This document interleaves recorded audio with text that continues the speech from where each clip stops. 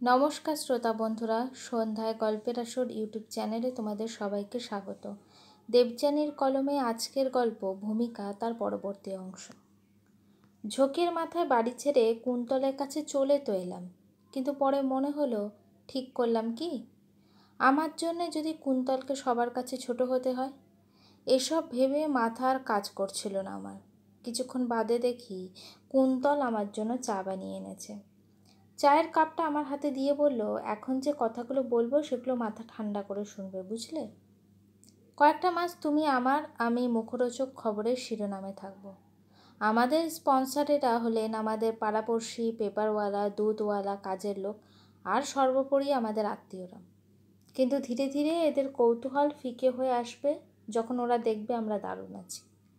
আর যখন পেট ভরানোর জন্য নতুন মুখরোচক কিছু পেয়ে যাবে, তখন এরা আমাদের ওপর আর ওদের মূল্যবান সময় নষ্ট করবে না।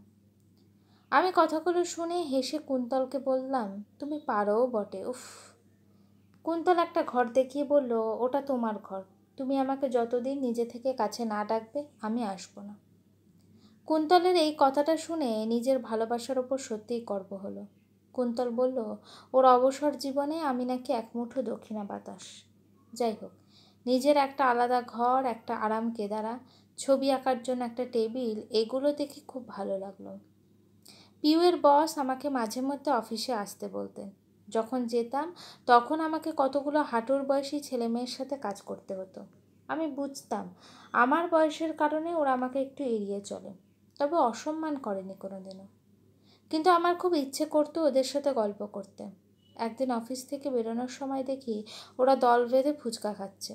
আমি শটান ওদেরকে গিয়ে বললাম, কি ব্যাপার তোদের, আমাকে ডাকলি না তো ফুচকা খেতে?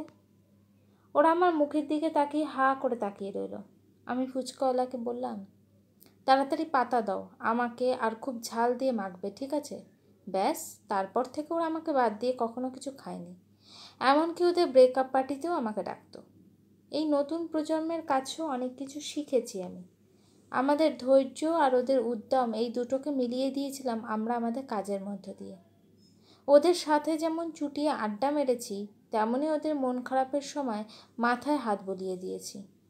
বয়সটা যে শুধুমাত্র একটা সংখ্যা, সেটা আমার জীবন দিয়ে বুঝেছিলাম।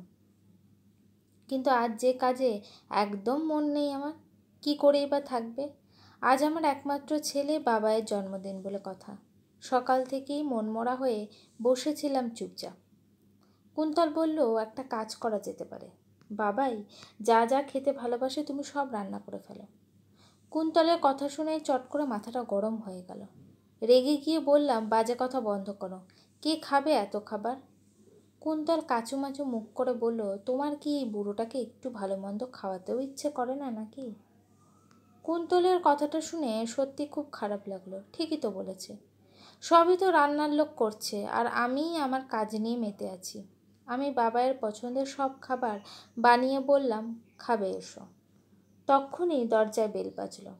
দরজা খুলে দেখি পিউ এসেছে। আমি বললাম, ভালোই হলো তুই এলি। খাবারগুলো সব টিফিন কারিতে নিয়ে যাবে। পিউ মুখ বেঁকিয়ে বলে, বয়ে গেছে আমার মুটেগিরি করতে। যার জন্য বানিয়েছ তাকেই বরং খাইয়ে দাও। পিউ সরে যেতেই দেখি পিছনে বাবাই দাঁড়িয়ে। আমার জীবনের সেটা ছিল সেরা মুহূর্ত। আমি ছুটে গিয়ে বাবাইকে জড়িয়ে ধরলাম। খালি হয়ে যাওয়া বুকটা ভরে গেল আমার। সেদিন বুঝেছিলাম নারীর টানের কাছে সব কিছুই ফিকে। বাবাই কুন্তলকে দেখে প্রথমে কিছুটা ইতস্তত করেছিল। তারপর কুন্তলই ওর কাছে এগিয়ে এসে বলল, মাকে দেখে ভালো লাগছে তো?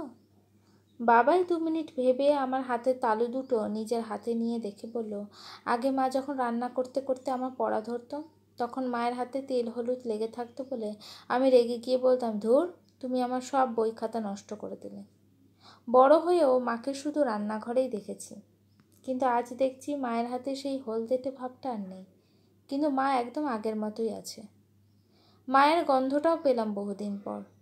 কুন্তল বাবায়ের মাথায় হাত বুলিয়ে বলল, তোমার মায়ের মৃত্যু আজ সম্পূর্ণ হলো, কারণ তোমাকে ছাড়া তোমার মা অসম্পূর্ণ। আমার ঘরটা দেখে বাবাই বলল, তোমার নিজের ঘর থেকে আজ খুব ভালো লাগছে মা। চলে যাওয়ার সময় বাবাইকে জিজ্ঞাসা করলাম, তোর বাবা কেমন আছে রে? বাবাই বলল, অনেক তো ভাবলে মা সবার কথা, এবার একটু নিজেকে নিয়ে ভাবো। আমি বললাম, আবার আসবি তো মায়ের কাছে? বাবা আমাকে জড়িয়ে ধরে বলল, আসবো মা, শুধু তুমি তোমার স্বপ্নের সাথে কখনো আপোষ করো না। যে যাই বলুক, আমার চোখে তুমি আগে যেমন ছিলে এখনও ঠিক তেমনই আছো। পিউ, ভাগ্যিস আমায় আজ নিয়ে এলো, নয়তো তোমার ভালো থাকাটা সত্যিই খুব মিস করতাম। সেদিন রাতে কুন্তলকে বললাম, কি ব্যাপার, তুমি আর পিউ মিলে এসব করেছো তাই তো? কুন্তল হেসে বলল, তোমার হাসি মুখটা দেখবো বলেই তো এত আয়োজন। সেদিন মনটা খুব ভালো ছিল বলে অনেক রাত অবধি জেগে কাজ করছিলাম। হঠাৎ বাথরুমে যেতে গিয়ে দেখি কুন্তলের ঘরে আলো জ্বলছে। আমি একটু অবাকই হলাম। তারপর ঘরে ঢুকে দেখি কুন্তল বিছানায় শুয়ে বুকে ব্যথায় ছটফট করছে। আমাকে দেখে ইশারা করে একটা ওষুধের বাক্স দেখালো।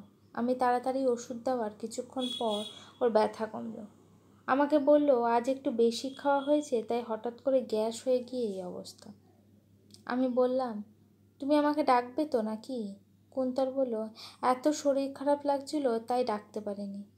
তারপর আমায় বলল, তুমি গিয়ে শুয়ে পড়ো, অনেক রাত হয়েছে। আমি বললাম, আমি আজ থেকে তোমার কাছেই শোবো। কুন্তল বলল, আরে না না, আমি ঠিক আছি। তখন আমি বললাম, কোনটা ঠিক আর কোনটা বেঠিক সেটা আমি বুঝবো, বুড়ো বয়সে একদম পাকামো নয়, বুঝেছ? আমি কুন্তলের পাশে শুতেই কুন্তল আমার হাত দুটো ধরে বলল, আজ আমরা সারা রাত গল্প করব। আমি চোখ পাকিয়ে বললাম, একদম না। একটু আগে কি হয়েছিল মনে আছে তো? আমি মাথায় হাত বুলিয়ে দিচ্ছি, চুপ করে ঘুমোও দেখি। সেই রাতে কুন্তল ঘুমোলেও আমি সারা রাত জেগেছিলাম। আমার কোলে মাথা রেখে কুন্তলের নিশ্চিন্তের ঘুম দু চোখ ভরে দেখেছিলাম। সেদিন থেকে সেটা আমাদের ঘর হলো। একদিনের জন্য আমার মনে হয়নি পরপুরুষের সাথে রাত কাটাচ্ছি। হঠাৎ করে এই সামনে একটা বড় সুযোগ এলো। পুনেতে একটা বড় কোম্পানি একটা ফ্যাশন শোতে আমাদের ডিজাইন অ্যাপ্রুভ করলো। আমাদের টিম আমাকে বলল, আন্টি, এই শোটা হিট হলে আর পিছনে ফিরে তাকাতে হবে না। আমি বললাম, আমি আছি তোদের সাথে, শুধু তোরা একটু পাগলামিটা কম করবি তাহলেই হবে। তখন ওরা বলল, তুমি তো আছো, বেশি পাগলামি দেখলে কানটা ধরে মলে দিও। কিছুদিন পর খবর পেলাম পিউ মা হতে চলেছে। খবরটা শোনা মাত্রই বাবায়ের ছোটবেলাটা চোখে ভেসে উঠল। মনে হলো দৌড়ে গিয়ে পিউকে জড়িয়ে ধরি, কিন্তু আমার তো হাত পা বাঁধা। তাই নিজের আবেগকে সংযত করে কাজে মন দিলাম।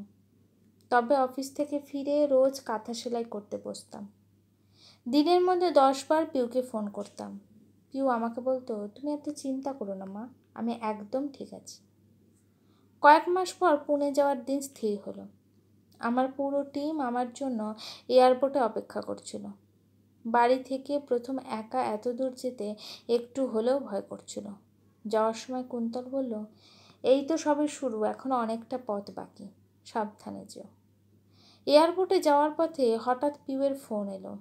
আমাকে বলল, মা, আজকে আমার সাধের অনুষ্ঠান, কিন্তু আমি ঠিক করেছি তোমার হাতের পায়েস ছাড়া আমি খাবো না। এতে স্বাদ না হয় না হবে। আমি বললাম, পাগলামি করিস না পিউ, আমাকে ওখানে যেতে দে। পিউ বলল, ঠিক আছে, তোমাকে আসতে হবে না। এই কথাটা বলেই ফোনটা কেটে দিল। তারপর বাবাই ফোন করে বলল, এসো মা, আমরা সবাই তোমার অপেক্ষায়। বাধ্য হয়ে ট্যাক্সি ঘোরালাম। আমার টিমকে বললাম, আমি পরের ফ্লাইটে আসছি। আমার বস শুনে একটু রেগে গিয়ে বললেন, আপনার কাছে কোনটা ইম্পর্ট্যান্ট? তখন আমি বললাম, যে মেয়েটির জন্য আমি আজ নতুন করে স্বপ্ন দেখি, তার ইচ্ছে আমার কাছে সব কিছুর আগে। আমার মেয়েকে কিছুতেই আমি কষ্ট দিতে পারবো না। ট্যাক্সিটা বাড়ির সামনে থামার পর ট্যাক্সি থেকে নামতে গিয়ে আমার পা দুটো হঠাৎ করে কেঁপে উঠল। তখন বুঝলাম শেকড়গুলো পুরোপুরি বিচ্ছিন্ন হয়নি। আমাকে নামতে দেখে বাবা এগিয়ে এসে আমায় বাড়ির ভেতর নিয়ে গেল। আমি বাড়ি ঢুকতেই ওখানে উপস্থিত লোকজনদের মধ্যে চাপা গুঞ্জন শুরু হলো। কিন্তু আমি তাতে বিন্দুমাত্র বিচলিত না হয়ে পিউকে আদর করে সোজা রান্নাঘরে গিয়ে ঢুকলাম। এত বছরের অভ্যাস তো, তাই কৌটোগুলো খুঁজে পেতে অসুবিধা হলো না। মনের মতো করে পিউয়ের জন্য পায়েস বানিয়ে ওকে খাওয়ালাম। পিউ আমাকে প্রণাম করে বলল, আশীর্বাদ করো মা, আমার যাতে মেয়ে হয়, আর সেই মেয়ে যেন ঠিক তোমার মতো হয়। পিউয়ের কথা শুনে চোখে জল এলো আমার। মনে হলো কিছুই তো হারাইনি আমি। আমার স্বামী আমি আসবো শুনে নিজের ঘরে চলে গিয়েছিলেন। আমি চোলের মতো পালিয়ে না গিয়ে ওর ঘরে ঢুকে বললাম, কেমন আছো? উনি আমাকে আপাতমস্তক দেখে বললেন, আমি কেমন আছি সেটা বাদ দাও, তবে তুমি যে খুব ভালো আছো সেটা তোমাকে দেখেই বোঝা যাচ্ছে।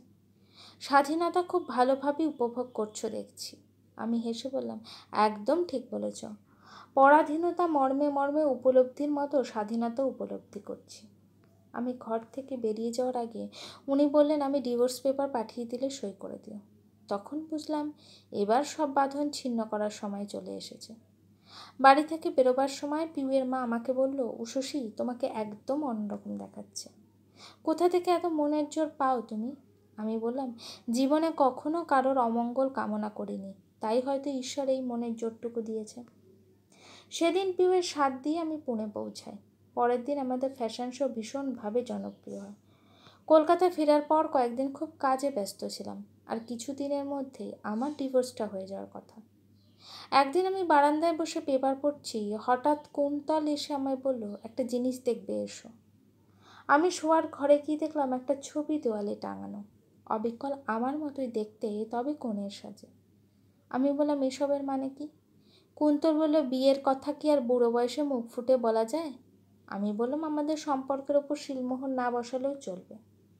তখন কুন্তল বলল, কিন্তু আমার যে বহুদিনের স্বাদ তোমাকে লাল বেনারসিতে দেখার। আমি বললাম, বুড়ো বয়সে বর্ষাজার ইচ্ছে হয়েছে, তাই তো? কুন্তল এসে বলল, আমার এই আবদারটা ফিরিয়ে দিও না। আর জজ সাহেব আমার ডিভোর্স মঞ্জুর করলেন। সামনের সপ্তাহে কুন্তলের সাথে আমার রেজিস্ট্রি। তবে লাল বেনারসি পরতেই হবে, কুন্তল বলে দিয়েছে, আর গলায় রজনীগন্ধার মালা, ঠিক সেই ছবিটির মতো। বন্ধুরা, আমার গল্পের নোটে কাজটি কিন্তু এখনও মুড়বে, কারণ আমাকে যে এখন নার্সিংহোমে ছুটতে হবে। বাবাই একটু আগেই ফোন করে বলল আমার নাতনি হয়েছে। পিউয়ের জেদ আমাকেই নাকি নাম রাখতে হবে। আমি ঠিক করেছি নাতনির নাম রাখবো সম্পূর্ণ। শেষ হলো আমার গল্প। ভূমিকা আমার হাতে না থাকলেও গল্প কিন্তু একদম আমার মনের মতো। যদিও ছক ভাঙার গল্প, তবুও বাঁচার মতো বাঁচতে হলে এরকম ভাঙানো জীবনে প্রয়োজন। গল্পটি কেমন লাগলো অবশ্যই আমাকে কমেন্ট করে জানিও। আর আমার চ্যানেলে গল্পগুলো যদি তোমাদের ভালো লেগে থাকে, চ্যানেলটিকে সাবস্ক্রাইব করে পাশে থাকো।